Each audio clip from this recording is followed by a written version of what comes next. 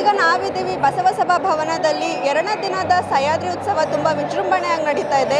ಇಲ್ಲಿ ನಮ್ಮೊಟ್ಟಿಗೆ ಭಾಗವಹಿಸಿರುವಂತಹ ಒಬ್ಬ ವಿದ್ಯಾರ್ಥಿಗಳಿದ್ದಾರೆ. ಬನ್ನಿ ಅವ್ರ ಹತ್ರ ಮಾತಾಡೋಣ.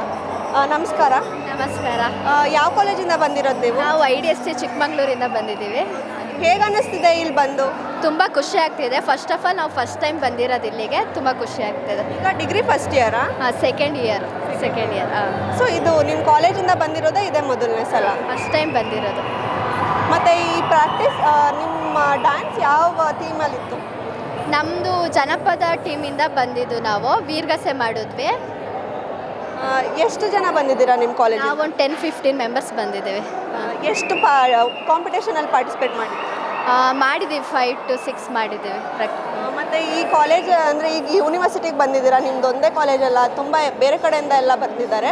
ಸೊ ನೀವು ಅವ್ರ ಜೊತೆ ಕಾಂಪೀಟ್ ಮಾಡೋಕ್ಕೆ ಎಷ್ಟು ಟಫ್ ಇದೆ ಅಥವಾ ಹೆಂಗೆ ಅನಿಸ್ತಿದೆ? ಟಫ್ ಅಂತೇನು ಅನ್ನಲ್ಲ. ಕಾಂಪಿಟೇಷನ್ ಅಂತ ಬಂದಾಗ ಒಂದು ಛಲ ಅನ್ನೋದಿರುತ್ತೆ, ನಾವೇ ವಿನ್ ಆಗಬೇಕು ಅಂತ. ಸೊ ಎಲ್ಲರೂ ಮಾಡಿದ್ದಾರೆ. ಯಾರು ಬರುತ್ತೆ ಅವ್ರು ಜಜ್ಮೆಂಟ್ ಕೊಡ್ತಾರೆ. ಸೊ ಯಾರು ಗೆದ್ರೂ ಖುಷಿ, ಬಟ್ ನಾವೇ ಬರಬೇಕಷ್ಟೇ.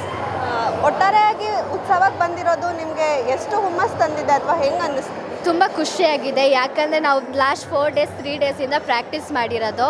ಬಟ್ ತುಂಬ ಎನರ್ಜಿ ಹಾಕಿ ಎಫರ್ಟ್ ಹಾಕಿ ಮಾಡಿದ್ದೀವಿ. ಸೊ ತುಂಬ ಖುಷಿ ಆಗ್ತಿದೆ. ಗೆಲ್ಲಲೇಬೇಕು.